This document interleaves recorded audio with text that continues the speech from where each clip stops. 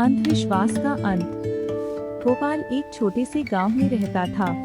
वहाँ की संस्कृति और परंपराओं ने उसे बहुत कुछ सीखने का मौका दिया था, लेकिन उसके जीवन में एक अंधविश्वास भी था जो उसे बांध रखता था। गोपाल की माँ बहुत सारे अंधविश्वासों में विश्वास करती थी। उनके अनुसार चांदी की जुड़ी और नींबू को घर में रखने से बुरी बातें दूर रहती हैं। इसके अलावा वह विभिन्न पूजा पाठ और अनुष्ठान करके भी अपनी समस्याओं का समाधान खोजती थी। एक दिन गोपाल ने एक पुरानी किताब पढ़ी जिसमें वास्तुशास्त्र के बारे में बताया गया था। उसे यह जानकर अच्छा लगा कि वास्तुशास्त्र द्वारा घर को समृद्धि और सुख शांति का मकान बनाया जा सकता है। गोपाल ने फौरन अपने घर के सभी वास्तु तत्वों को सही कर लिया। उसने दीवारों को पेंट करवाया, कुछ चीजों की स्थिति बदली और घर को नया रूप दिया। शुरुआत में गोपाल का जीवन सुधारा हुआ लगा, लेकिन कुछ ही दिनों में उसे लगा कि उसके जीवन में कुछ अनजाने असमानताएं आ गई हैं।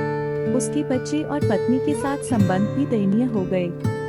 गोपाल की मां ने उसे समझाया कि वास्तुशास्त्र की गलत समझ लेने से भी ऐसा हो सकता है।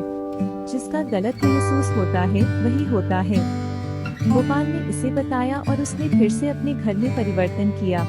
इस बार उसने सही जानकारी और सही तरीके से वास्तुशास्त्र का पाठ्यक्रम पूरा किया। जब वह सही तरीके से वास्तुशास्त्र का पाठ्यक्रम पूरा किया तो उसके घर की स्थिति में सुधार दिखाई देने लगा।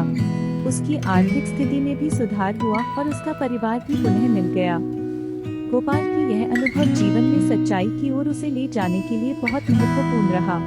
उसने समझा कि अंधविश्वास और सही जानकारी के बीच में बहुत अंतर होता है, और जब हम सही जानकारी और जागरूकता के साथ काम करते हैं तो हमें सफलता ही मिलती है। गोपाल ने इस अनुभव से सीखा कि हर बात को समझकर और विचार करके ही अपने जीवन के फैसले लेने चाहिए। अंधविश्वास का आदान प्रदान करने से पहले हमें उसे अच्छी तरह से समझना चाहिए।